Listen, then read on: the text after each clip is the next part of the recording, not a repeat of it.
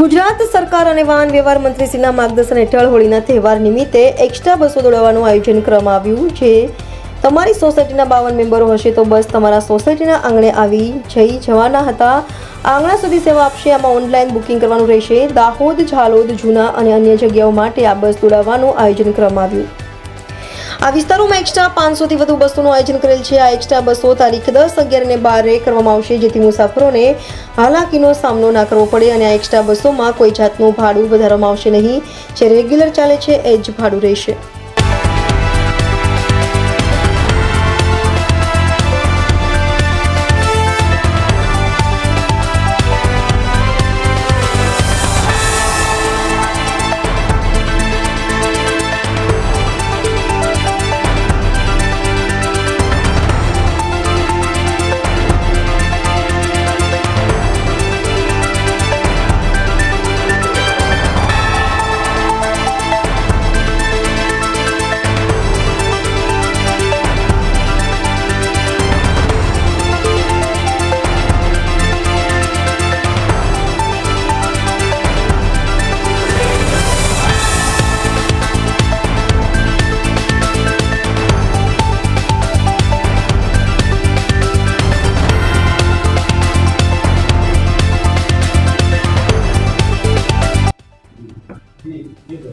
ગુજરાત સરકાર તેમજ માનનીય વાહન વ્યવહાર મંત્રીશ્રીના માર્ગદર્શન હેઠળ સુરત વિભાગ દ્વારા હોળીના પર્વ નિમિત્તે એક્સ્ટ્રા બસોનું સંચાલન કરવામાં આવનાર છે। આ એક્સ્ટ્રા બસો તારીખ 10, 11 અને 12ના રોજ આ એક્સ્ટ્રા બસોનું સંચાલન થશે। જે હોળીના તહેવાર નિમિત્તે જે મોસ્ટ ઓફ છે જે દાહોદ, ઝાલોદ, લુણાવાડા, બારિયા તરફનું આ એક્સ્ટ્રા સંચાલન થતું હોય છે, જેમાં સુરત વિભાગ દ્વારા 500 પ્લસ એક્સ્ટ્રા બસોનું આયોજન કરેલું છે। અને આજે સુરતથી ઉપરથી એક્સ્ટ્રા બસો સુરત સેન્ટ્રલ બસ સ્ટેશનની સામે જિલ્લા પંચાયતનું ગ્રાઉન્ડ છે કે જે હાલમાં સિટી બસ ચાલે છે, ત્યાંથી આ એક્સ્ટ્રા બસોનું સંચાલન થશે। તદુપરાંત રામચોક પરથી પણ આ એક્સ્ટ્રા બસોનું સંચાલન થશે। ગત વર્ષે 480 બસોનું એક્સ્ટ્રા બસોથી સંચાલન થયું હતું અને તેમાં 30,000 મુસાફરોએ લાભ લીધો હતો અને એમાં 80 લાખની સુરત વિભાગમાં આવક થઈ।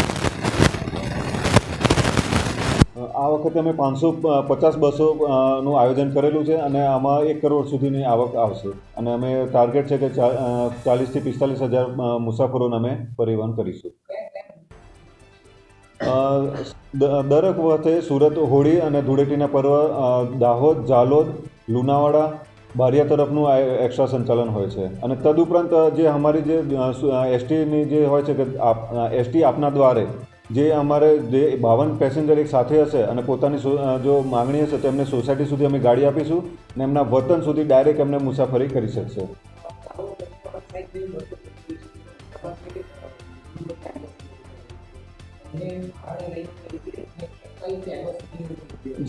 જે સરકારના નિયમ મુજબ જે રેગ્યુલર છે જે ભાડું જે ભાડું હોય છે દર વખતે જે મુજબનું જે રેગ્યુલર ભાડું હોય છે અને જે આ સંચાલન દર વખતે જેમ સંચાલન થતું તે મુજબનું સંચાલન છે।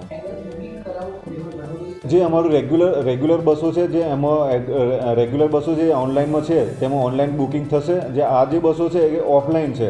જેવું પબ્લિક આવશે અમારી જોડે બસોની વ્યવસ્થા કરેલી છે, જેમ બસ પબ્લિક આવશે એમાં બસમાં બેસી અને મુસાફરી કરી શકશે।